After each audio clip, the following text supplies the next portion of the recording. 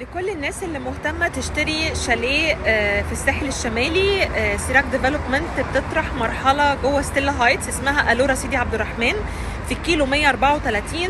مساحات الشاليهات عندي استوديوز و1 بيدروم و2 بيد و3 بيد، وعندي ارضي بجاردن. طبعا السبيسز عندي بتبتدي من 55 متر بتوصل ل 160 متر، كلها متشطبة ديزاين باي هاني سعد للمشروع بتاعنا. الميزه ان احنا بناخد اسعار دي زي ما بيقولوا اسعار زمان، فعندنا خطط سداد بتوصل ل6 سنين، 10% مقدم على 6 سنين، استلام المشروع 4 سنوات من التعاقد، ولكن احنا هنسلم خلال 2 باذن الله، وهندفع سداد معجل في حاله ان احنا عايزين نستلم بدري قبل الميعاد. وطبعا انا بكلمكم برضو من ارض المشروع بتاعنا ستيلا ووك 1، وبفكركم بالمحلات التجاريه اللي موجوده عندنا في ستيلا ووك 2.